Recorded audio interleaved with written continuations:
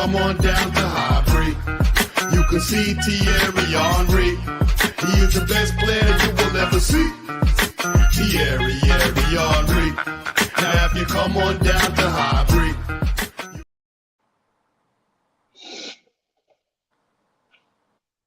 Hello and welcome back to From Dial Square to Where for the second episode of the fourth season. And we have good news to talk about after the first win of the season, first of many, and 3 points we didn't get last season. And obviously not just the first game of the season, but the way to Crystal Palace. So more ways that we can celebrate that. But tonight we've got some great guests, as you can see, for those listening and audio. We've got Georgie Boy. How are you, George? Nice to welcome you back. Yeah, cheers for that, mate. I'm all good, thank you. How are you doing? Very well, thank you. Very well indeed. And Kunjan, nice to have you back as well, buddy. Thank you for having me as always, buddy. Good to see you guys. Yeah, it's great to have you back. And Ryan, thank you very much for joining us again. Ryan, how are you? Yeah, really, really good. Opening game, positive to talk about. We got 3 points, better than what we were a year ago. United are still the shit team they were last season. What more do you want? We were just talking off air about the United game very, very briefly, and well, me and Kunjan both said it's almost more fun to watch that game than it was watching our own game, which we won, obviously, but it's more fun and watching the United capitulation once again against Brighton. It was fantastic. Brighton up the weekend. I was fucking that, by the way. I actually enjoyed watching Man United get battered again. I thoroughly enjoyed putting all the Warwick Davis stuff on even Twitter. More, so there's a bit of a backstory to this. So obviously I played blind cricket for Surrey, and we were batting, and we basically won. We won by 10 wickets, but I was sitting next to a Man United fan. I'm watching it on Sky Sports when the Brighton goal went in. And I got a noise penalty for cheering when Brighton scored. Well, you're slowly trying to decapitate yourself and smash all your bones as well. We were talking off air about that when you're playing blind cricket. So, following on from being hit in the face by the ball not too long ago, what happened? Just for everyone injured. I was fielding just on the side where the batsman was batting. So, obviously, where we can't see, umpires are meant to call something called danger wides. So if it goes past the line, then the batsman's swinging. But as you can probably tell, the umpire didn't. So he swung the bat, and my hand was there, and basically wrapped a wooden bat round my thumb, my finger next to my thumb. So I've obviously I batted I was punching the ground, and I was like, you prick, like that. Well, I wouldn't punch the ground after being hit in the hand. That's the last thing you should do. With the other hand, not the same hand. Oh, okay. Well, that's even worse. Yeah. You're going to maim yourself on both hands. You can't even have one hand to use, mate. And the best bit about it was, so obviously I had to go off and get it all taped up and all that. I haven't broke it, it's just bruised. But then I hear the batsman who done it went off crying. I was like, hold on a minute, you're crying. But it wasn't his fault, obviously. Was he wearing a number 7 shirt with SON at the back? No. He was I don't even know who he supported. He's from Yorkshire, so saying that they had the Spurs fan in the team, and he got out first ball, and I said, it's just like Spurs, you bottled it. You should have stood dangerously close to that guy with a bat. So that was what happened there, but it was just it was crazy. No, I'm glad you're all right anyway. Nothing's broken. I live. Yeah. Well, so like I said when we opened the show, great news to talk about, obviously following on from the first game of the season. We don't have to go too in depth on the game as such. I know it's been already a few days since it happened, and a few podcasts have already been done it to death, but I think it's worth talking about, that's for sure. And it was a good 3 points. It wasn't an absolutely immaculate performance from start to end, but I personally wasn't expecting that at all from Crystal Palace. I was expecting a really tough game, but we had 3 debutants we can talk about. some good performances overall, especially as we all know, the first 30, 35 minutes were absolutely outstanding, really, I thought, considering it was the first game of the season. But I will come to you first, George, on that, because I'll just always generally go clockwise around the screen. Yeah. Let's talk about the debutants first, because they are, I think pretty transformative to this team from where we were like this time last year. That's for sure. And let's start with the big main one, and I think it's an absolutely outstanding debut for the kid. We've all been dying to see him play in an Arsenal shirt for 3 years now. We finally do so, and I think he certainly didn't let the side down, did he? I thought he was outstanding. William Saliba, of course. Oh, sorry, I thought you meant Reece Nelson. Yeah, he didn't get on the pitch, mate. Saliba for me was absolutely immense. I think for me it's got to shut all these keyboard warriors up who have been moaning about the Saliba situation, because at the end of the day, obviously him going on loan has helped him to progress, which we're starting to see that some teams do, and we've even done it again. It's looking like we're doing it again with Nuno and Balogun. But I just thought he just slotted in like he'd been there for years. To me, it's probably one of the best debuts I've seen from an Arsenal player in recent history. The last one I would probably say, I know we mentioned it off air, was probably Vieira. Yeah. There's nothing negative I can say about Saliba. When he talks, though, I heard him talk. He sounds like he's about 40. Like, I know he's got the deepest voice ever. Yeah, isn't he? I thought it was Barry. I thought it was a French Barry White at first. And I was just like, is he only that age? Oh, baby. Can't be. Yeah. The only other, I think the next most recent really good debut was probably Gabriel Magalhaes. He had a great debut, but I think with what stood him out really, Saliba, because obviously he didn't score a goal like Gabriel did or anything like that, but he was just so assured. Like he's done his job, didn't he? As Roy King would say. He's done his job. 100%, yeah. He played like someone, a good 5 or 6 years older than he actually is. Yeah, and that's what I liked, like the experience he had to slot in. Gabriel got a goal, but technically Gabriel scoring's not really doing his job. His job in that team is to defend. Right, obviously we'll take the goals, but I just think Saliba slotted in, and like you saw that back, like say the back four, and I like that back four, and it wasn't. I thought like obviously there was no Tomiyasu or Tierney, and obviously Tierney come on, but it's just something that drives me mad. Like I see on social media, when Tomiyasu's back, we have to drop this one. I don't get why we have to drop anyone personally at the first thing, because it's called having a squad, so you can alternate it. But for me, Saliba and Gabriel, it's only one game, but if Saliba can put performances in like that for the next few games, I've been hearing that Fofana's going for 70 or 80 million. Like, so if anyone wants Saliba, I'd put 100 million plus for me. Yeah, exactly. Easily. Yeah, no, that's right. That's absolutely right. And he's only going to get better, because is he 20, 21, 19? 21. Yeah, 21. So he's in that perfect age, really. Scary how good he could be. I mean, Kunjan, before we move on to the other debutants, just give us your thoughts on Saliba and how impressed you were with him. Very, very impressed. I think everyone, that was the most talking point about everyone, that even when you're watching the game, it felt like he just slotted in seamlessly, where like even Zinchenko, when Zinchenko was running, you felt that, okay, it's still a little bit of tweaking, but Saliba just got in perfectly. And I did also read a lot of comparisons out there with Virgil van Dijk. I mean, it's way too early, but you do understand the robust nature.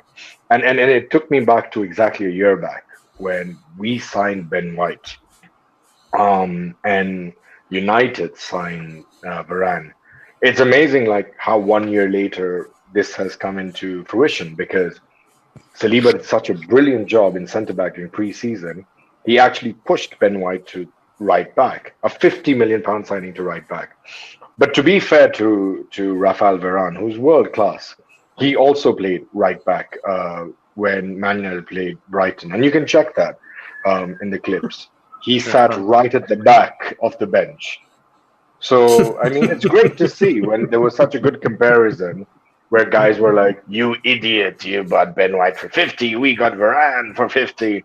I mean, Saliba comes in, leaves a presence, and leaves one of the most celebrated figures that United have had in all these years sitting on the bench while a new signing who may not be of the stature of Saliba struggled and luckily got away without not giving a penalty. Um, we can't ask for much right now when we look back. When we look back at everyone throws his word out there, and I know a lot of people are not very happy about it, but the process, when you see the process, when Saliba was being pushed out on loan, I used to read it, I used to hear it. Mikel Arteta doesn't know what he's doing. Saliba is going to leave. And right now we've come to that conundrum where we need to tie him down to a long-term contract because we know the value is. And putting him at Saint Etienne for one season, for half a season at was it Nice, and at a whole season at Marseille has developed him. We don't understand what development means until we see it on the pitch. And we genuinely believe as fans that just give him game time, he'll develop. The development happens all in the training and then down to the pitch. And I think it was a phenomenal decision to get Saliba. And right now, this is a conundrum every Arsenal fan actually would like to have. Tomiyasu at right back or Ben White. And if either are not available, Cedric's a decent option to have. If Saliba gets injured, God forbid, we have a deputized England international who can slot into the right centre back position, and an English centre back sitting there. He may not be world class, he may not be the best option, but Rob Holding is someone I want in the squad. He's a good option to have. Right now, if you look at the back five, at any way, you piece it around the way you like. It's a good back five to have. If you're taking off Zinchenko and replacing him with Tierney, I think there's nothing much we can ask for. And if you remember, we had that with Ashley Cole and Gail Clichy once upon a time. That every time we had to deputize and left back, we had a Gail Clichy. He was young, he was raw, but he was good. When we had Lauren, I remember we had Sanya came much later, but we did have a good enough right back in place of Lauren. Even during the Invincible season, we had Keon sitting on the bench because Kolo Toure was a good enough option to have. So I mean, we're spoiled for choice, and we should be very, very blessed and very content, and just ask the team to work harder and harder. But yeah, amazing signing to have. And with the right back side as well, is that from what everyone who has a bit of information and know what they're on about, probably more than I do, is the right back positions is only being filled to see how Norton Cuthby does this season when he goes out on loan. Yeah. Because if he pulls it up, from what people are talking, high levels that have been with him at England, even Arsenal, even I was actually hearing Trent Alexander-Arnold talking and saying like he's the next best thing, and that's coming from someone like Trent. So if he has a very good season and does like what Smith Rowe done at Huddersfield, we could be seeing like Norton at right back, and then I don't want to put the pressure on him, but I watched him play in League One and he looked miles better than anyone, and I know that's only League One, so I think they're not going to go out and buy a new, because I've heard people say, "Oh, we need a right back," or what. Well, this is what the comments we've had the last couple of shows have done, isn't it, Ryan? We've had, but comments about, are we going to buy another right back? And I just can't. No chance. Right? No. Norton is that right back that they're pinning everything, or not pinning it on, but he's potentially the next best thing. Like a lot of England coaches from under like 18 to 19 who worked with people like James Arnold, which are not too bad fullbacks, have said like he's in that bracket at that age. Yeah, definitely. It's quite exciting, really. He's going to a championship team because he signed a new deal the other day, and he's going to a championship team on loan. So if he goes to someone who's in the playoffs and gets them and does exactly what someone from down the road has done, what they've all got their tissues out about with Jed Spence, No different. No, Apart from no, Conte. exactly. Conte's the only one who hasn't got that euphoria, apparently. Apparently, it's Judge Spence. Yeah. Didn't want him, apparently. But yeah. Well, Ryan, I mean, have another. I know we've spoken about the Saliba debut at depth previously, but just give us any final sort of thoughts on him before we sort of move on to the other performances on the night. We've covered it so much over the last few days, especially last night, and now we're doing it now. It was for someone, again, as you say, 21. He's been out on loan two and a half out of the last 3 years. He's been on loan since Etienne for, as Kunjan said, a year. I think now. Was it Nice? Nice for 6 months. I think Yeah. Nice, and then obviously Marseille last year. We're not even touching on the fact that after when he came back from Saint Etienne, eventually after the first lockdown and all in the UK, before he had that 6 month spell on the sideline, he just lost. In the process of COVID, he'd lost both his parents. The mental fatigue that took him through. The whole reason why he then went back to France on the second half of the season as well was because he needed to be with his family. He felt he had to be with his family to help get through the process of the grief and all that. And the family he's from is so tight knit that he believed he would have struggled, and that's the worst thing to do in the sense of if him going through all that and Arsenal as a club and Arteta as a manager at the time going, no, we want you here, no matter what, we want you here, because his mind wouldn't, again at a young age, after all that going through that, his mind wouldn't be on the game itself or in practice. He'd be making mistakes in game, the fans be on his back, oh what a waste of money, sending abuse to him online. So what we've done effectively is not only help him in his game in terms of the actual playing time and all that, and training with different clubs in his own country to develop his game even more. We've mentally we've helped him out as well, because we've allowed him to be with his loved ones to help get through the process and not say move on, but that's basically what Arteta says in the documentary, doesn't he? Like for those who have watched it, like he tries to develop him as a footballer, but he's more important as a person. Yeah. So that for me just proves what Arteta is trying to do, even with Saliba. Yeah. And you look how Saliba's been the whole summer when he came, because the second after the season ended, he came back once the loan had officially been done and dusted, and he had all the reports going outside, all these reports from the media and this, that, and the other, and in the nose. Oh, Saliba wants to go back to Marseille. Marseille want him back. Arteta, I loved it. I loved the fact that Arteta let it brew for a week. He let it just keep going. He did an interview and went, no, he's an Arsenal player. He's my player. He's part of my plans. He wants to be here. We've had a talk, done and dusted. And Saliba as a player, as a man as well, hasn't had any kickoffs. He hasn't gone in terms of since coming back this summer.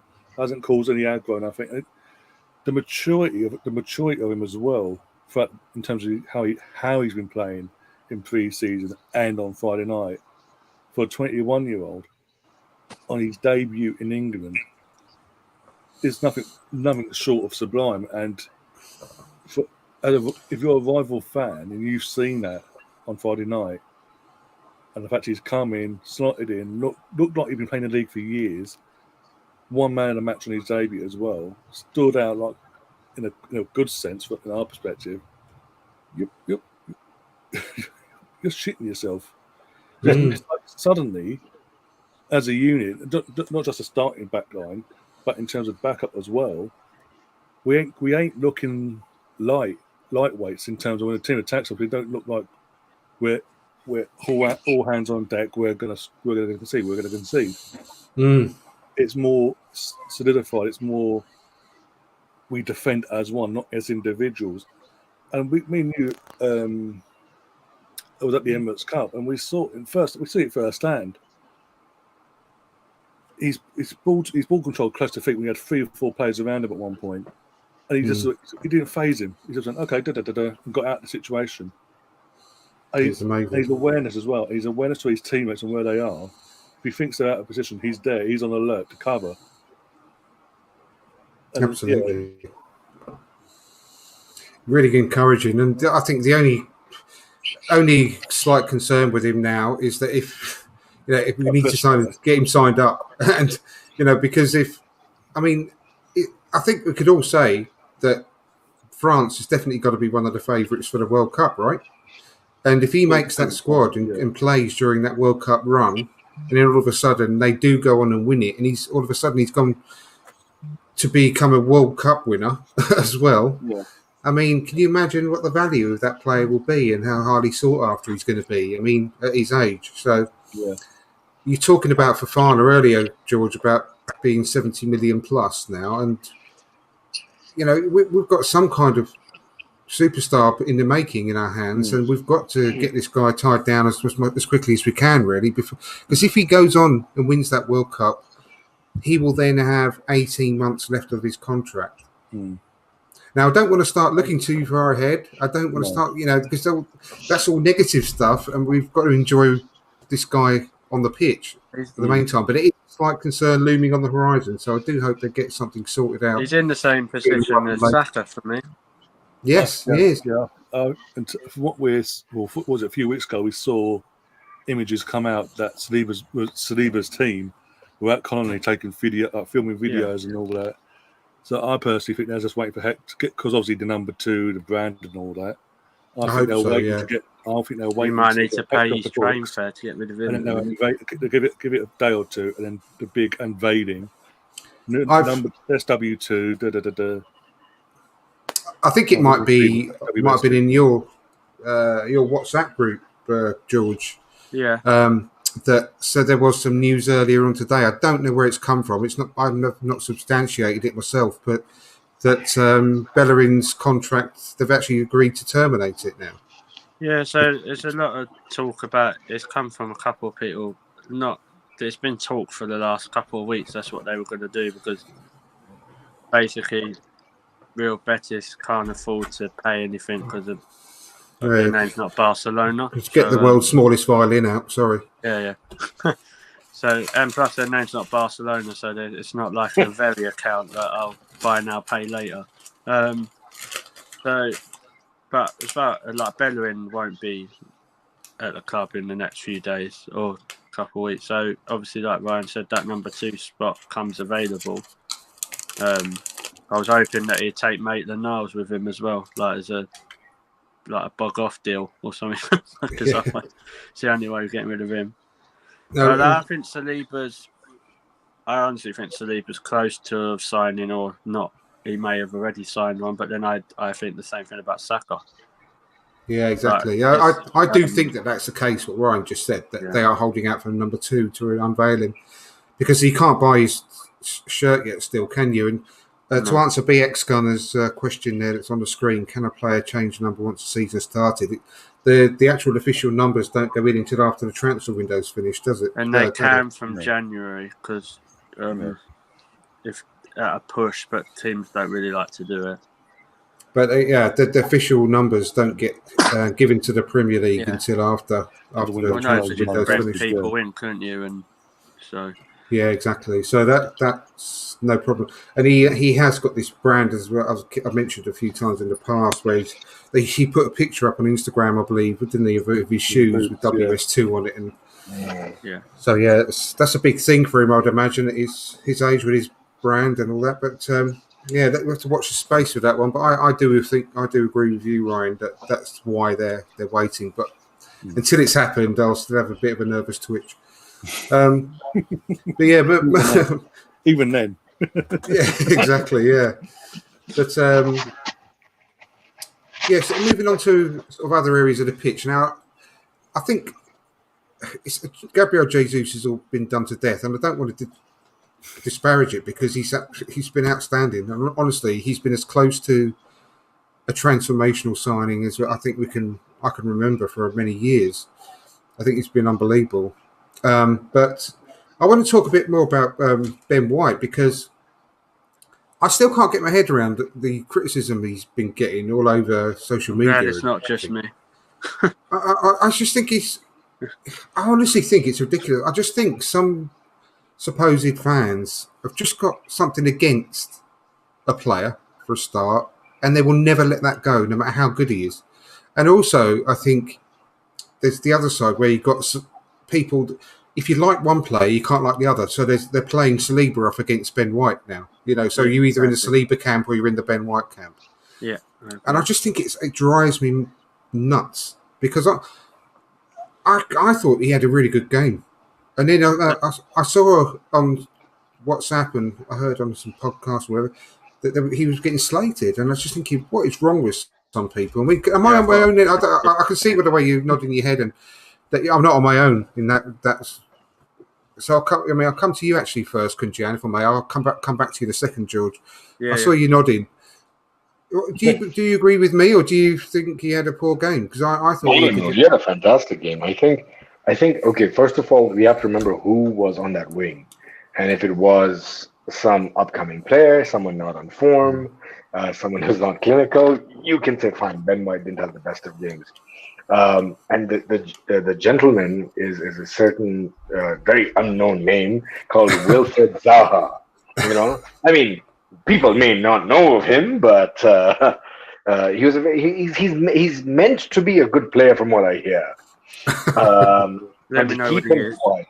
Yes, and to keep him quiet, to play out of position, and that to accommodate Saliba. It was not a case of he was put out of position because we didn't have options. We did have Cedric, but Mikel Arteta saw a good balance, if I could use that term. Because Zinchenko, we did see he was the one who was going up a lot on the left, and that's the time Ben White came a little in, which is this new redacted term of the inverted fullback. And you could see that there was a shape at the back.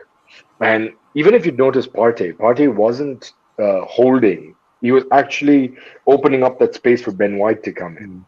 And that was one of the big reasons why Crystal Palace were frustrated every time they wanted to get the ball into the spaces. A lot of Ben White's work was done when he did not have the ball. Thus, the people who were watching the game were like, every time he had the ball, oh, he's shit. If you understand football, if you understand a little bit of tactics, just a bit of tactics, you understand a lot of, even Gilberto. I remember when I was growing up, I used to like detest watching him. But the reason I used to detest watching him is because he did a lot of his work without the ball. It was Vieira who was a flamboyant one, sitting into the pivot. So everyone was like, "Oh, Vieira." Gilberto was one of the most unsung players. And we had this discussion, I remember, a couple of weeks back on your discussion with Ryan about one of the most underrated players in Arsenal of all time. And Gilberto goes quite up there because Gilberto's work was a lot without the ball. Ben White did the same thing against Crystal Palace. He did have a few nervy moments, and I think it's more like you do 9 good and you do the 1 wrong, and we highlight the 1 wrong and not the 9 good. Yeah. I think that's what this was becoming. I don't even think he had that many nervy moments. I think he had a couple of passes that went astray in the first half, and that was it for me. I don't think he did anything else wrong. Because that happened, pick on him. You see, if Gabriel Jesus had an open, like that beautiful run that Jesus had where he took on like 3 players, passed it on to Martinelli, and Martinelli did not get the goal. If Martinelli had not scored the first goal, if Arsenal had gone on to lose that game, everyone would be on Martinelli's back. That we could have won it. He messed. But when the good stuff happens, we forget the bad. But unfortunately, in this case, it was a case of, you're right. I think you said I think George said it, that it's either a Saliba, you're pro Saliba or you're pro Ben White. And unfortunately, which is not his fault, what goes against Ben White is that price tag. Even when we were signing him last year, I don't think any fan got up and said, yes, Ben White, 50 million. We all got up and said, whoa, 50 million for Ben White? We have Saliba. But again, this is what we said earlier on. There was a whole developmental process, which a lot of fans overlooked. And I do believe Ben White will turn out to be an unsung hero in this season. I genuinely believe. Yeah, I do as well. Well said. I think it's just just so short-sighted of these people. It's just ridiculous. Anyway, is either of you other two guys got anything else to add on the Ben White situation before we move on to other topics? Because I just think it was. I know it's a few days ago now, but it's still playing on White. It's just really annoying me. I think it's laughable. To be honest, like I really do. Like you're playing against someone who's obviously been watching the Commonwealth Games and the synchronised diving, because that's all he does. In Zaha, and I don't normally hate players that much, but him, like BTEC Iwobi for me. But anyway, I'm really not a fan of Zaha. He flatters to see, he's just nothing. But Ben White, there was certain times when, like you said, a couple of passes went a bit skew whiffed, but it's like you said, if they're either for Ben White or they're not. Like we can't have more than one player that plays in a position because the other one's shit. Yeah. So, and that's what drives me mad. I've had this conversation with someone already today on Twitter, and it's like, oh, when Tomiyasu comes back, well, who's going to be dropped? Ben White or Saliba? Well, why has anyone got to be dropped? Like, have you heard of there's a thing, I don't know if they've seen it, but it's called a bench. Like, so people can come off. Like, you don't see, Man City saying, oh, we've got Walker, Diaz, Stones, and Cancelo. Hold on, Laporte's back. Who are we going to drop? And it just drives me insane. Like, Ben White, 50 million, it was a big price tag, but then, as horrible as it sounds, he's English as well. Price tags for English players are overvalued. I've watched Rafael Varane quite a bit last season and this so if you're saying 50 million's overpriced, like, maybe go there. And the one that drives me mad is that you don't hear the end of it, of Arsenal spending 50 million on a player from Brighton, but another team from London spent 60 million on a player from Brighton, but nothing mentioned about that. No. Like, if you're like, I'd love to meet Brighton, whoever's in charge of their transfers, because he must be rubbing his hands together. He thought, 100 million, from like, and he only had one good season as well. Don't forget Cucurella. No, I'm not going to lie. I thought that's what cockroach meant in Spain. So I don't really watch. I don't really watch Brighton. Anyway, but I was actually singing his praises last season, wasn't I? If you remember, yeah, fair enough, if he's a good player, like. But I really liked him. But I mean, 60 million. Come on, that's a lot of money for one. But we season got ripped to shreds, didn't we, for paying 50 million for Ben White?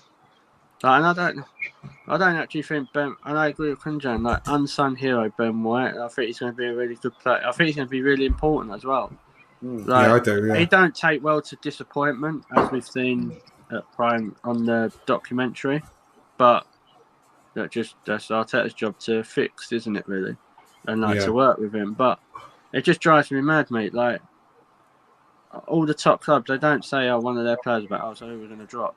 If some players, as soon as Saliba's come back, it's, Ben White's shit. But when we was keeping clean sheets with Gabriel at the start of the season, when was it something like 5 or 6 in a row or something like that? Like, Ben White, he's got to go to the World Cup. So, like, what is it? Like, I know. Like, you're sitting on the fence that much, you've got splinters. And I just can't. I struggle to do it. It's like, and Martinelli's a good point as well. Like, when I was watching Twitter, just not because just to reply to it, but he missed that chance he should have scored. Oh, he's crap. He's never going to score in the Premier League. He's not good enough. And he scores. He's going to be quality, but Martinelli this season. How things like, and there's certain players, just whatever they do, whatever they do, there's something they have to moan about. Yeah. And I think Ben White, unfortunately, and I really don't know what, and I would love, because when you confront people, why are they slagging him off? Like, when you want a realistic answer, not a 12-year-old answer, like, because someone's played FIFA, they can't answer it. No, exactly. And, And that's my rant. So there you go. no, good. I listened to the Arsenal Vision podcast earlier, and I heard Clive remind me of something.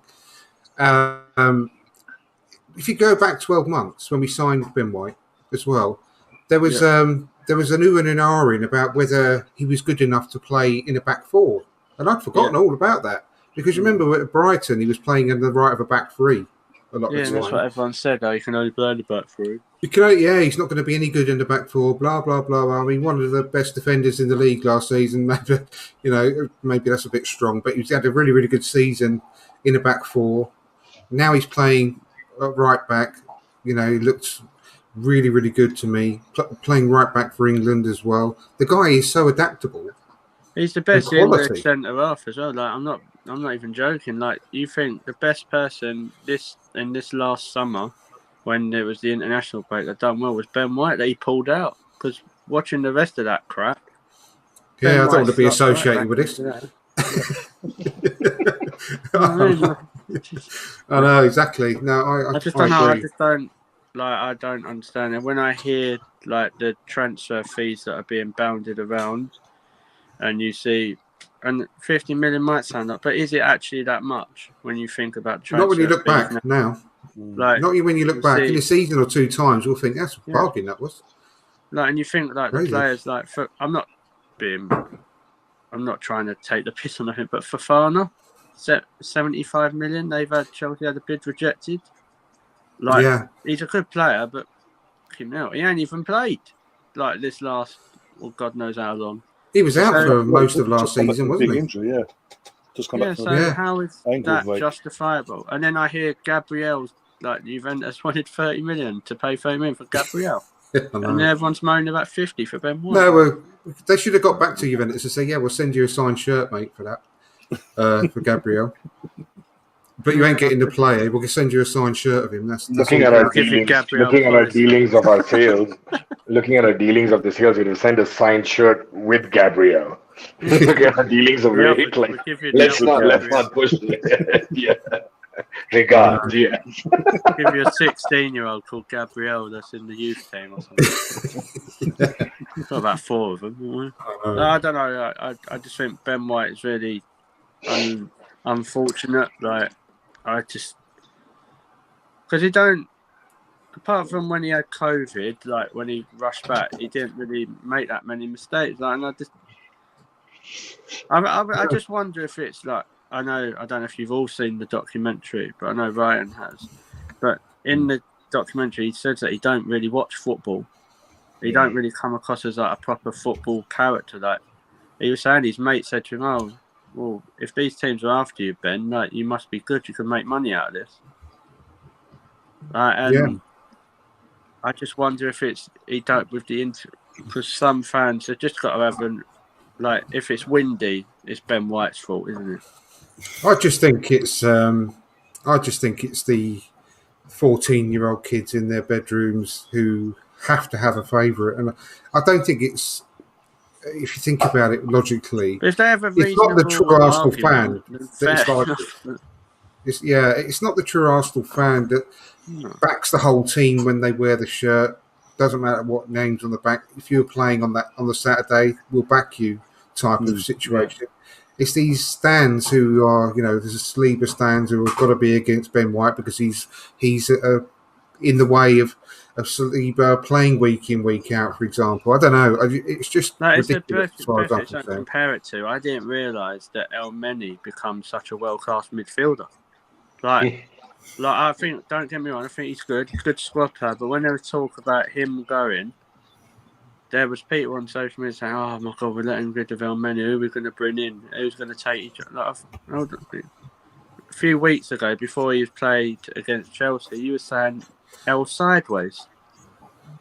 So, if you've got an opinion, stick to it. But don't. I get people can change their opinions.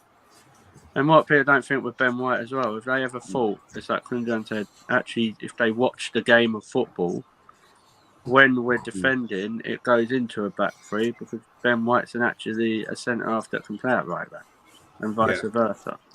Yeah, exactly. But they don't say nothing about Saliba being a right back, do they? No, he played a lot of right back at At St Marseille. Etienne, he was he played 16 games at right back. I don't know if people have heard of it, but there was someone called Mbappe and Messi. He kept them quiet at right back. Yeah, right. I'm going to move on from. I'm going to move on we'll from be here him all because day. we've got we've got a few other things we want to talk about before the end of the show. I'm going to come to you, Brian, because we haven't obviously heard much of you yet. We've been going on and on for sorry, ages. Ryan. No problem. I'm just from morale. I want to move on a little bit to the actual. Just spend a little bit of time talking about the All or Nothing documentary because I'm sure have you watched it, Kunjan? Just quickly. Well, Yeah, the first 3 episodes. I Yeah. have got it. yeah, great.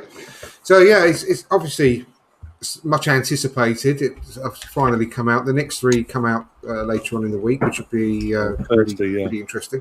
I've heard from just briefly, just to go off on a slight tangent. James Benge tweeted out recently that the next 3 episodes, he's had a sneak preview of them, and they're much more interesting and a lot more to come out of them than the first 3. That's for sure, he said. So I'm looking forward to those. But I mean, was there any surprises for you in there, Ryan? Because I think just quickly, my quick surprise was we all had a bit of a worry about his man management skills, Arteta, and how he was with the players, because it almost seemed like one after the other he was falling out with players and so on. So we knew he was a good tactician and a good coach, but we always had that concern about the man management side. I think the first 3 episodes so far have put that to bed for me. I'm not worried about that anymore. I think he's very good with the players. I think he puts a hell of a lot of emphasis on the player relationships. I think that came out really, really loud and clear to me. He was worried about Nuno, wasn't he? He was said he was very, very shy, wouldn't talk much. He wanted, and then they worked out a 1-to-1 plan for him. There was 1-to-1 sit downs. I know it wasn't Arteta in that room with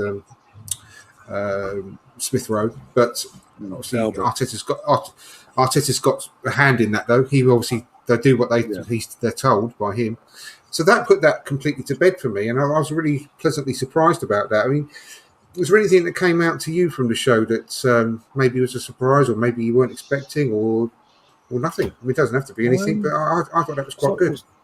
Again, so I think what's the main for me, because it took the first 3 episodes from the start of last season, we're just end of episode 3. I think we just lost the Anfield game, wasn't it? Or was it? Yeah.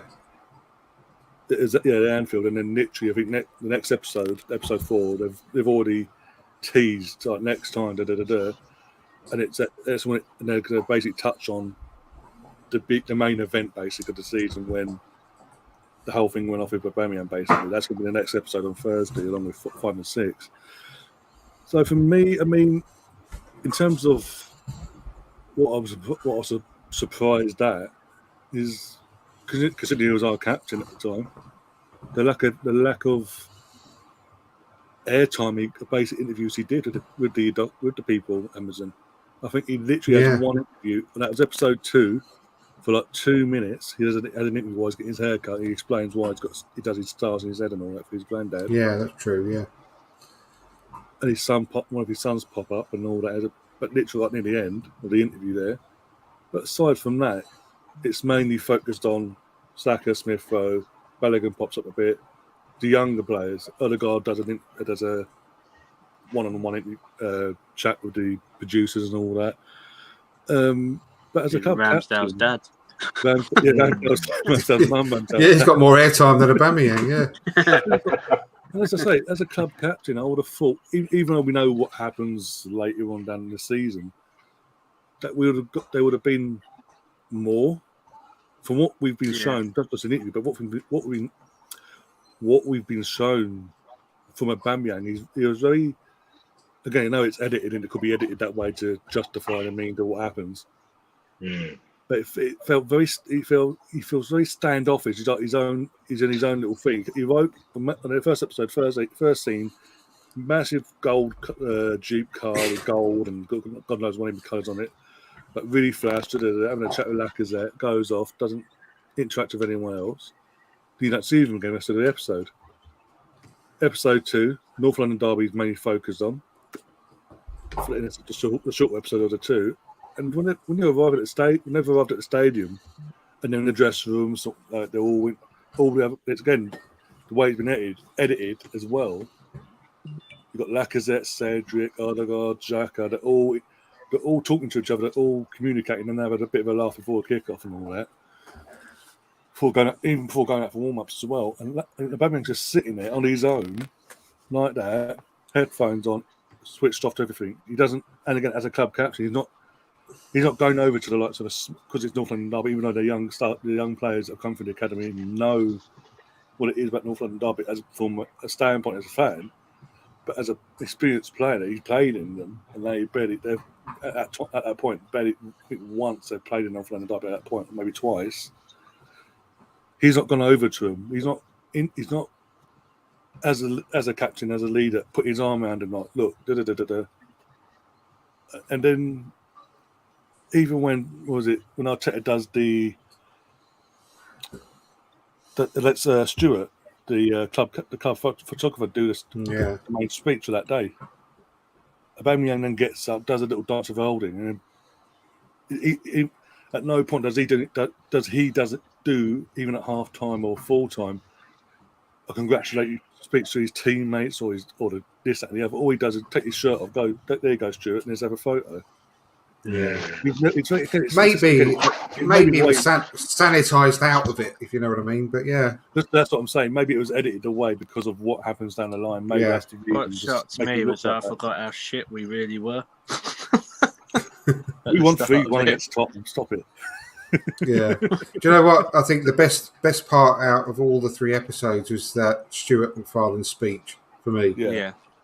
100%. I almost got a bit of a lump in my throat. I thought, oh my God, it just makes you so I reckon happy. that's going to happen with the Arteta thing in the next one. You know, when we play City, when he had COVID.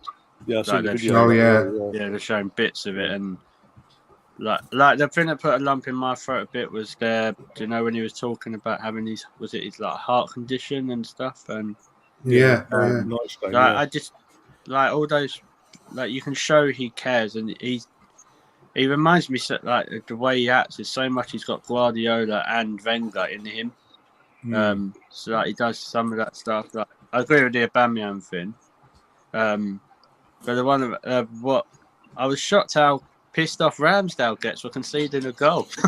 I love that. I absolutely love it. I love it. That was so good. I love the off at Everton. I think the Ramsdale should have a spin-off show, to be honest. The Ramsdale. Keeping up with the Ramsdales. Better than the Kardashians.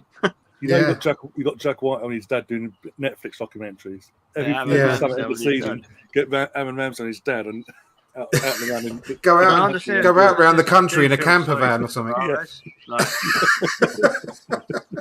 Camping with the Ramsdales. Tavares, I feel sorry for. Like a lot of people laid into him, and when you watch that documentary, and I think they did say people's opinions on players will change. Mine's changed on Tavares already. Definitely. I'm really pleased that I've backed him all the way. He scored the other day, didn't he? Yeah. I've always liked him, and it makes me like him even more. The fact that he is such a shy, sort of reclusive type of lad, But he is. He said, didn't he, something along the lines of he can't think of all the good stuff that he does. All he can think of is that shows where his head's at, doesn't it? Exactly, and that's why the youthfulness as well. That's the young side of his brain, all that. So he's always thinking. But just to interrupt as well. Another thing I wanted to touch on was I can't remember, was it episode 3 or episode 1, when Arteta talked to one of his staff and he was talking about, I can't remember what he was talking about now, but he basically said in terms of the media, especially in the UK, he said, I'm sorry to say this, but UK media, the UK as a whole, they love to build these players up so high. Oh, that was episode 3. Throw them down and just rip them up and destroy them. Yeah, I think he was talking about Saka there, wasn't he? Yeah, that was it. Yeah, after the penalty he missed. Euros, yeah, episode 1. So when they're about the Euros, wasn't it? Yeah. Kunjan, what's your thoughts on it? What stands out for you about the program so far? Okay, on a lighter note, what stood out is that Arteta is a cartoonist in the making. That's what stood out for me. But I actually love the Ramsdales. I think and that again takes me back to what we've been saying for the last year, that there's a sense of investment. When Ramsdale's dad was getting palpitations, that was us. Yeah. That was us in the Norwich game. We were like, we need a win. I don't care how dirty, where that goal comes from. We need that win. And to see Ramsdale fluff up one of the crosses, and the dad gets he's like, Just what walks the off. hell? Yeah, he was one of us. That was every Yeah. Arsenal fan, and that was beautiful to see. And even the humility, like Aaron Ramsdale is exactly what Arteta's been speaking. He's a personality, like he comes on and the way he speaks, like when he lost the clean sheet, he's furious. Everyone is like, yeah, and he's like, whoa, throwing his toys out of the pram. He's He a goes, "We won." personality. Who was it that came in and said, "We won"? And he said, "I don't care. I don't give it. I needed my clean sheet." You're like, but that's great. You see, that's what I'm talking about. Like, that's the personality. And Arteta said that we're signing a man with a very strong personality. And when we see that his family, how proud they are of him, and when he came onto the pitch for a warm up, he waves to his mom and dad. Like, it was beautiful to see. And this is what, if you remember from the first time he started speaking, and everyone was like, "Arteta out." I was like, fair enough, but can we not see one positive? He's bringing people together. He's bringing the fans closer. And we saw that against Crystal Palace. Every tackle that went in from the away fans, like every time Arsenal had a tackle in, the away fans were like, like Crystal Palace were quiet. Not just on the pitch, off the pitch. And you can see that from the documentary, he's really pushing that. He's giving a sense of togetherness with the fans, with the players. I also did. I love the speech by Stuart. I think it represented each and every one. When Ryan was talking about Aubameyang, there's one thing he forgot, which I want to say a positive to Arteta. He heckled Arteta. And he's like, "Okay, I want everyone now to close their eyes." And Arteta just, and like, "Boss, we want 2 days off." He's like, "No, like it's such a friendly, like when you're talking to your boss, there's a certain sense of intimidation. There's a certain sense of, I don't know, fear, if I want to use that word, because he's your boss at the end of the day. You could see there's a respect. You could see there's a certain boundary, but they're okay to cross it. And that helps that he's young. That helps that he's represented this club. And I love what George said, because I've been saying this about Arteta for so long, to the point that people are telling me, am I paid by this man? But he does remind me of a hybrid of Guardiola and Arsene Wenger. He has the humility of Arsene Wenger. He has this very kind approach about the game, about the team, about the club. He loves the club. And I remember when it was his last game, and it was a shame that he didn't get the goal. It was considered an own goal on his last game. Oh, of course. Yeah. And he went to the media and he spoke, and he was in tears. He was devastated. And I remember even at that time, like, well, if he loves his club so much, why doesn't he work with Wenger? I think at that point he went to work with the best manager in the league, and he got his style, he got his understanding, and he brought that to the club. And when you see just the first 3 parts, if this is not, if what Ryan is saying is correct and what you're saying is correct, and the next 3 episodes are going to be even better. I'm excited, because just the first 3 episodes gives us a good insight. Sure, the edit leaves out a lot. We didn't see a lot of how the transfers were conducted for obvious reasons. I'm sure they don't want to reveal that. They're not showing the training montages and how they're working on tactics.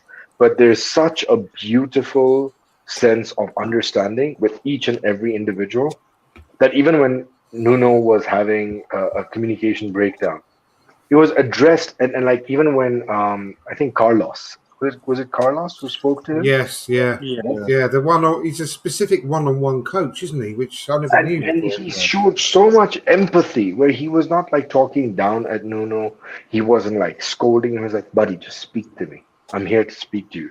And at that moment as a human being. And this is the best part of watching these documentaries. If you watch any of the All or Nothings, except this one garbage All or Nothing that showed a certain team wearing white, but all the other All or Nothings are great. You know, Nothing there's effective a on certain 3-1, so yeah, but there's a no. I was referring to the actual documentary produced in the past. Like there was that a Brazil one. one, there was a Man City, then there was a shitty team in between somewhere there.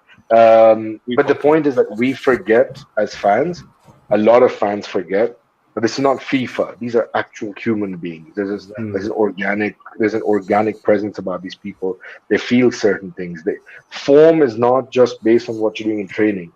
Most of it is here. It's what you're thinking, it's what you're feeling, and we're getting to see this. And I've loved the man from the time he's gotten the job, and I'm excited about the documentary. I'm excited about what's going to happen this season.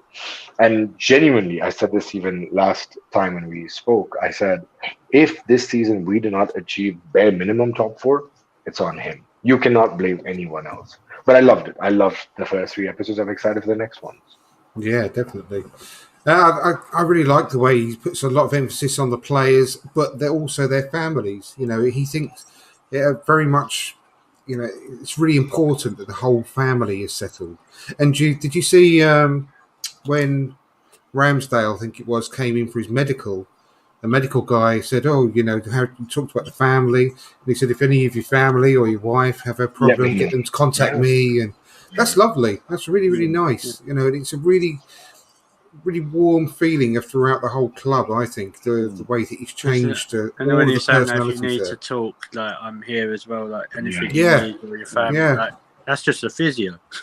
I know Yeah. it's lovely though, isn't it? Really nice. When he And said And, to and I'm not even taking a dig. I'm not even taking a dig. But like you have that one end of the spectrum, and on the other end, Cristiano Ronaldo throws his toys out of the prime, and Sir Alex Ferguson has to drive to have a word with him. Oh, Ronaldo, please don't leave. I'll suck you off one more time, but don't leave, please. yeah, I know. And Steve F's put a comment in. Hi, Steve. Said, for me, it shows our coaches really care about the players. The individual performance coach chatting with Nuno, AirPod Albert, analysing Smith Rowe's game, Steve Round doing shooting coaching. And it is. I think that side of it was lovely. Really, really nice. I can't wait to see the next 3 episodes, to be honest. But just Thursday, isn't finally, it? sorry? It's like out every Thursday, isn't it? Like Thursday, yeah. I think the next 3 episodes will come out again at once, won't they? yeah, probably. Yeah. Yeah, on Thursday they come Yeah, out. How many forward for that. 4, episodes is 5, there like 6. altogether? Do we know? Six. So this is Yeah. it then. This is it after Thursday, yeah. So just have to And keep we've got- watching it on repeat. I think you've got 7, 8, 9 next week. No, Oh. that's it. Oh, I thought there was only 6 episodes. No, No. Oh, really? they put out when they did the teaser trailer back in earlier in the summer. They announced the dates and how it's to be brought out, and there's 3 separate release dates: 1, 2, 3, Okay. 4, 5, 6. Oh, 7, 8, 9. fantastic. Oh, that's really good. I'm really pleased then because I only just had it in my head. It was only 6. I'm real chuffed now that we've got another 3 after that as well. What was I going to say? Yes, sorry, we're going to move on just to the last, just quick fire thing, really, about the next game coming up, which is obviously Leicester City at home, 3:00 Saturday kickoff, which is nice. We enjoy them while we've got them. I've never heard of that before. So that's I mean, it's going to be another tough game, but obviously it's got a little bit of spice there because obviously you've been trailing Tielemans all summer. Don't know what's going to happen with that, whether he's going to play against us and so on and so forth.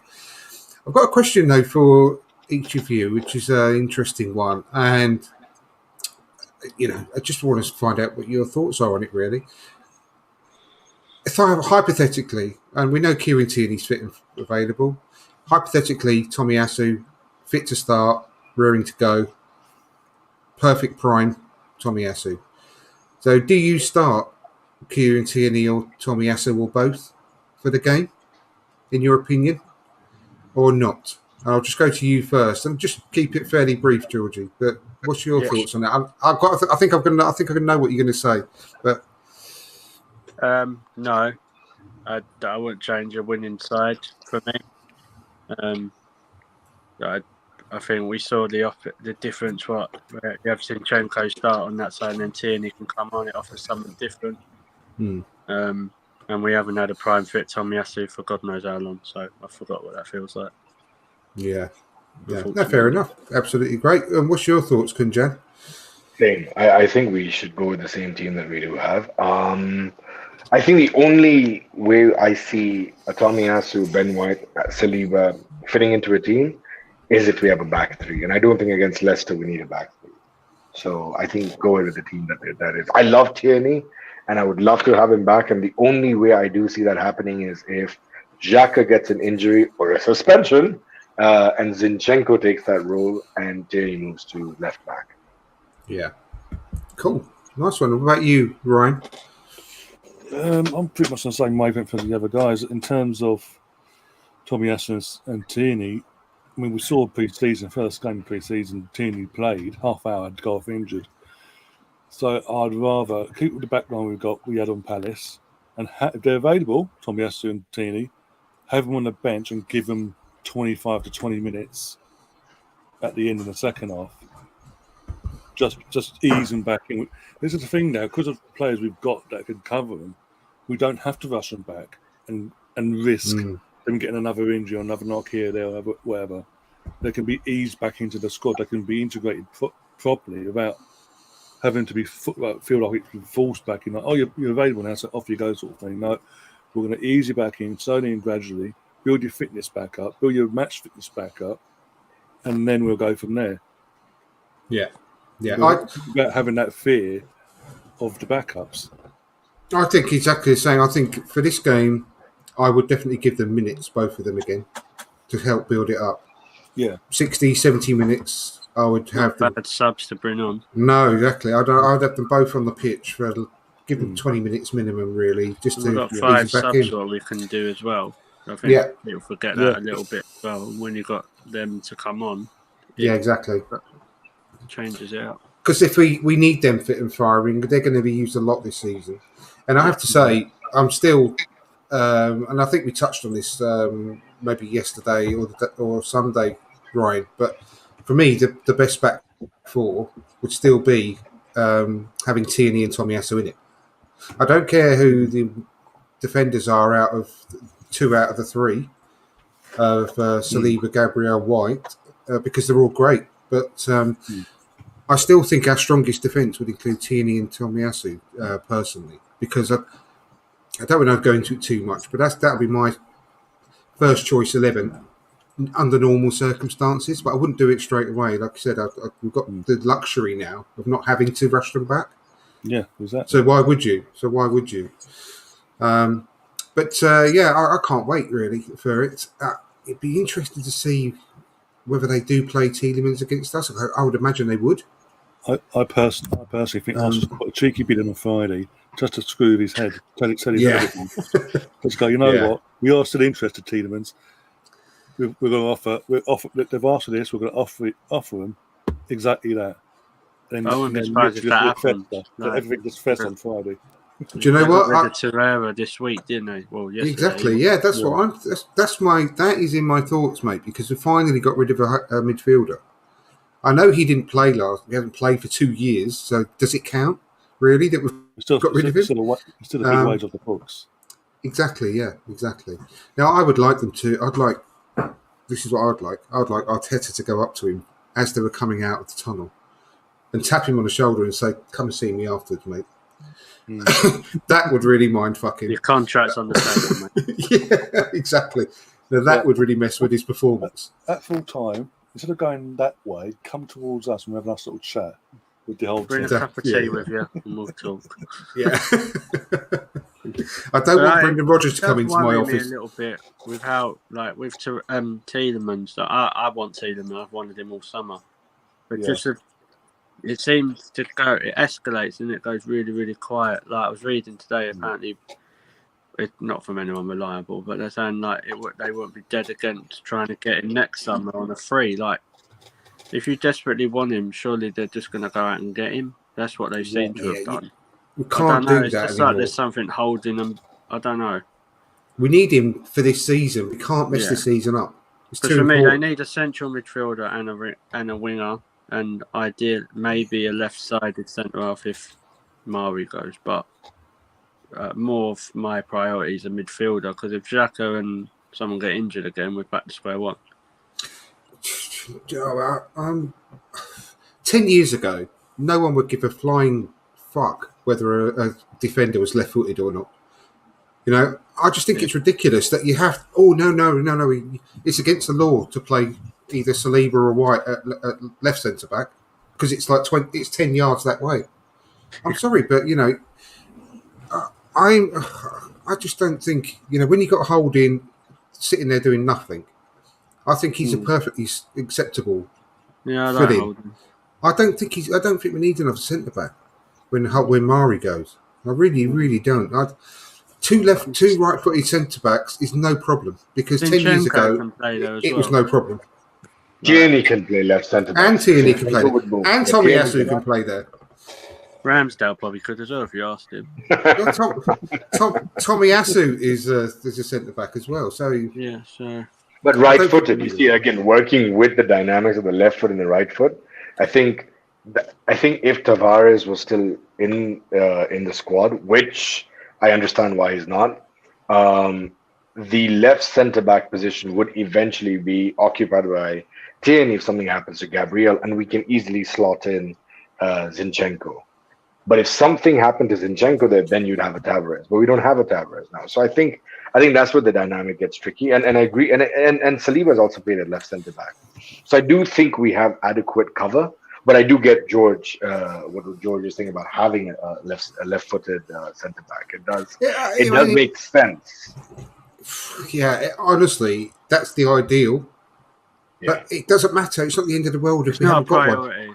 If it's No, not for me. It ain't. Priority for me is midfield. Steve F has said exactly the right thing. I mean, Saliba played at left centre back at Marseille as well. We've got, like I said, even Tommy Asu can play left back as well as centre back. Yeah, Cedric can play left back as well as centre back. We've still got someone called Anthony Niles who made the England squad at left back. Or left wing back. So De Souza, the one who's been playing in pre-season and even third choice, but he's not the worst left back. If you were that struck with injuries, exactly. Yeah, I honestly think we've got bigger priorities than buying another right back or another centre back. Yeah, we don't want to go down that route again. Saka literally can. Yes, exactly. Saka can. So I think we're covered in the defence. I really am. Really midfield comfortable with worries that. me still a tiny bit. Yeah, I think midfield, and for me, I've said it before. I think a striker and a midfielder. I'm not that fussed whether it's a winger. I'd rather have a striker personally, because we're already massively dependent on Gabriel Jesus. As long as we don't go for Arnautovic. I'm already having palpitations with the thought that Jesus could get injured. So, I'd go for the guy from that lad at Chelsea. It was on loan at Southampton last year because we need a target. Yeah, Broha. Yeah, Broha. We need someone that's a big, physical, strong lad. That can he's good. That's really hold good. that play. Gives us something different as well. Plan B. Because all we've got is Eddie and Jesus. Jesus is probably further on in development wise.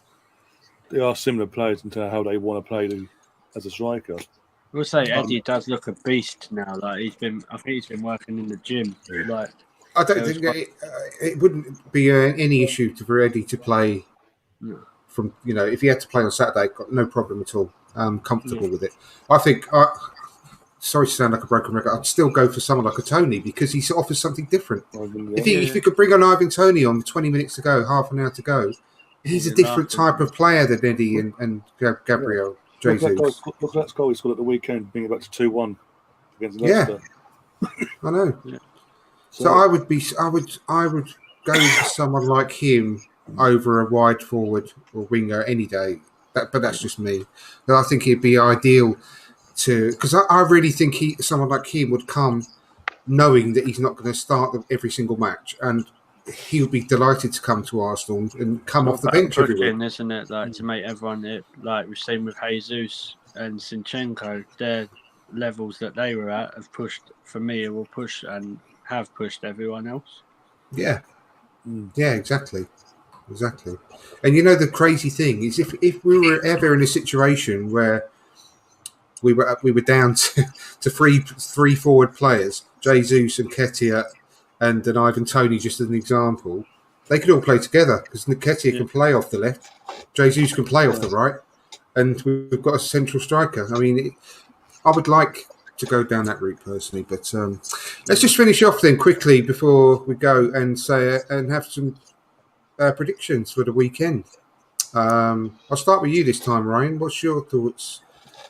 3:00 Saturday home kickoff to Leicester City. They say 3:00 at home, first home game of the season. Crowd's going to be absolutely buzzing.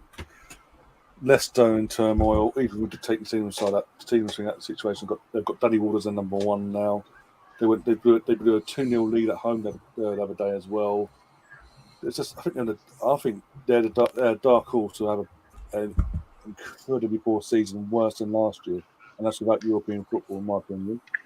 I think we win 3-0. Nice. I'll take that every day of the week. What about you, Jan? 2-0. I think we'll keep a clean sheet. We're at home. I do see Leicester being a little pumped up, especially with the whole Tielemans thing. That's why I was like, I don't think we should throw in a bid just before the game, because I think that would rattle off the fans and the team even more. But just before we continue the prediction, do you guys feel there's something going on at Leicester? There's something going behind the scenes at Leicester? Because it's been such a well-run club. Every year we see maybe a big name goes, but they've had their signings in. This season, like, I'm not even kidding. At one point, maybe the groundskeeper is going to be having a bid thrown in at him. like Fofana, James Maddison, Yuri Tielemans. Who? Yeah, Schmeichel. He's gone to Nice. Schmeichel's gone. Yeah. There was a rumor linking Vardy. I think Jamie Vardy with United. There's every single person. Hey man, if they can be linked with Arnautovic, I think they can even get like. There's more chance of Vardy going to Doncaster United. But my point is, do you guys not feel there's something wrong at Leicester? Yeah, do you know what my thoughts are? Could not give a fuck. I've actually predicted Leicester to go down. Ooh. Yeah, I won't go that far, but I don't think I totally agree with that they're going to have a bad season. I really do. But if they lose Maddison, Tielemans, and Fofana, just say he goes, and they don't replace them because they don't look like they're going to. They haven't got much more. No, they'll be really down to the bare bones. They really will. I said this. Sorry, I said this the other night on my doing a match of the day stream, and we were talking about Leicester. Even though Leicester played the next day, we were talking about this situation of if they lost a farm, and I personally think, in terms of the ownership, I think after what happened last season with Brendan Rodgers and Leicester, I think they lost. I think the owners lost faith in him and isn't prepared to back him with what he wants. Would you back Brendan Rodgers? He is another manager that seems to burn out after 2 or 3 years. Well, I said this as well. Everywhere he goes. His first 2 full seasons, he was in fourth on the last day, both times. Lost, finished fifth. Both games at home, he lost them and finished fifth to a poor United, let's be honest, and they below par.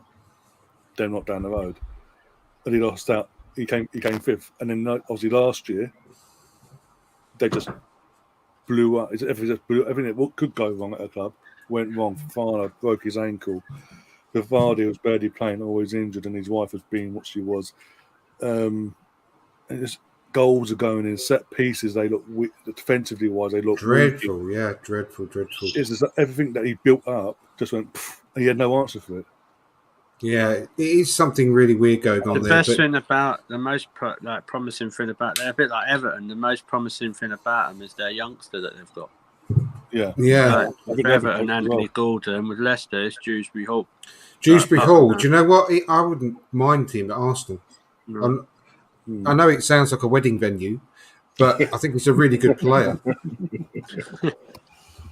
He's got something about him, that guy, and he's got a real good attitude on the pitch. He's got a bit of fire in his belly as well. If he can stay fit, he was really good. He looks good. I know Pereira's out for another 6 years, isn't he? Because he's got injured again. 6 months. Yeah, he's got a 6-month injury now. Yeah, he's unlucky player he is, isn't he? Yeah, that's what I'm saying. There's so much going wrong. I think after what happened last season, the owners are just like, instead of taking the easy route, just beating him off back in May and sacking him end of last season. I'm glad we didn't go for it. They've kept him, but they haven't backed him, if that makes sense. Even though they've kept him, they haven't gave him what he wants. Players are wanting big players as well, not just one. 3 or 4 we've mentioned, one out. Schmeichel slyly got out the door like he did. What he did against Nice, that was out of nowhere, announced. I think that says it all, Ryan, as well. Like, just cash for Schmeichel. I'll be surprised if he's here come New Year. Yeah, Schmeichel's the guy. That says it all, because he lost that. It's really weird that he's gone, to be honest. But I'm not going to be revisionist because I've backed. I've backed the manager before, Brendan Rodgers, and I wanted him at Arsenal before because I think he works really, really well with a group of young players. He's never really been when he was at Liverpool, he didn't buy all that quality front three, did he? No. From what I think he inherited them. Yeah. He has never really been at a club where he's gone out and splashed the cash. Like when he's at Celtic, obviously, he very tight with money. He's been really at Leicester. They've been very much. You can only spend what we get in. Like saying what Arsenal used to be. He's always done really well with a group of young players, and they play really, really lovely football. But I have to say, I am really starting to have my doubts about him because was last season a one-off because of injuries and COVID and stuff like that, or is it going to be more of the same this year? Because if it is, then I'm concerned about the longevity of this guy because he seems to be fantastic within the first 2 or 3 years, seasons, like I say, and then just drop off a cliff. And that seems to be a similar situation that every club has been to at the moment. However, he did obviously walk out on Celtic right at the top. Yeah, that didn't happen at Celtic. And they are a big club. No bones about it. They are a big club. So we'll have to wait and see how he gets on. But at the moment, I couldn't give a fuck. I would say that I'm quite tempted by the 3-0 as well. I do think we're going to have a really good performance at home in front of our own fans at the weekend. I don't want to be the same as you two, though. You said 3-0. So I'm going to. Sorry, you said 2. Yeah. Did you give us one a prediction, George? No. What's your prediction? You're not getting away with it. I don't like predicting. I'm going to be completely different because they've both nicked my answers twice now. So, fuck it, 4-0. See, now I'm buggered now because I was going to say 4-0. Jesus hat trick. So I'm just going to have to. I'm just going to agree with you, Ryan, because that's what I was going to say to start off with. So I'm going to stick to 3-0. It doesn't matter. Why don't you go for 5? Make a full set. Go on then. I'll go for 5. I'll go for 5. Fuck it. I'll go for 5. And if it comes off, then I'm taking all the glory for it. But yeah, we'll leave it there. Been going an hour and 20 minutes. It's been fantastic. I really enjoyed it. It's gone really quick, actually. The show. Then what you guys think it's been really good. Thank you to everyone in the chat. Got Colonel. Shane, beg your pardon. Said 2-0. Sorry, 3-0. And Steve F has gone for 3-0 as well. So yeah, thanks to everyone in the chat. Gary, Colonel, Shane, Steve, and try and scroll up if I can. Where's our new boy band? Ray. Yeah. Miss people out. Oh, it's not. My computer is just doing my head in. It's like scrolling up and it's not moving. Sorry if I've missed you out, but thank you to Claire as everyone in well. the chat. Really appreciated. Yeah. And tune in again next week. We've got, did you say you got something coming up tomorrow, Brian, on your channel? Yeah, I'm gonna do because I did. Me and Gary last week we were planning to do all 3 episodes of the as a watch on basic thing last week. But we got through 2. It was like I'm tired. He's got another podcast to do an hour later or so. So we're gonna do episode 3 tomorrow. Touch wood. And then literally on Thursday, try and do something for the episodes 4, 5, and 6 before Friday's preview for Leicester. Yeah, that's good. And then we'll be back together on your channel on Sunday as well, won't we, for the Q&A show. Q&A. So please get your questions in for that nice and early. That'll be really good. So we can start straight away with some good questions on the channel. Next Sunday, time will be announced close to the time. So just keep an eye out on our social medias and we'll know where we are. But yeah, thanks a lot for everyone. Thank you to Ryan. Thank you to Kunjan. It's been great to have you back. And George as well. Cheers, man. Really appreciate it. And look forward to seeing you all again next week. And in the meantime, come on, you Gunners.